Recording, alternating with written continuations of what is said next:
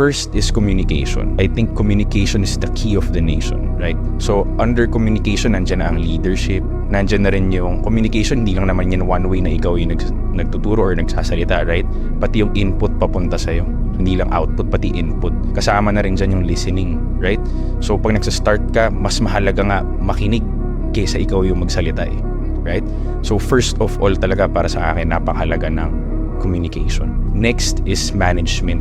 Management ng tao, management, una pala sarili mo, management ng sarili mo. Once you learn how to manage yourself, it will be easier, a lot easier to manage other people. Kasi once maintindihan mo yung sarili mo, maiintindihan mo na rin yung ibang tao. Plus, management din ng finance. Kasi I believe na it's not all about saving and keeping money. It's all about the spending.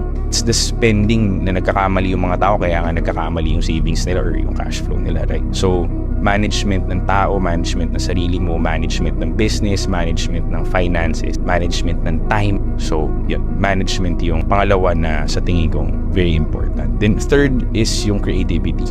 So, thinking outside the box. Kasi once you're always in that creative mode, sa tingin ko yung problema nagiging ano lang siya, challenge. Parang tingin ko sa kanya laro. Na mas mahirap yung problema, mas magandang isolve yan. Kasi hindi lahat ng tao kaya yan.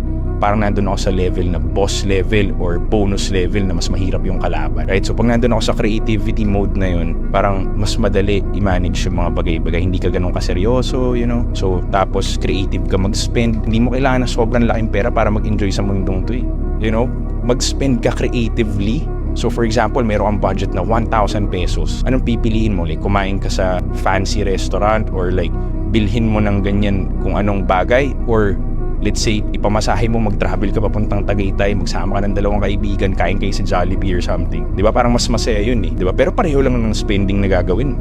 So I believe na mahalaga yung creativity. That's a third skill na kailangan mo when it comes to building a business.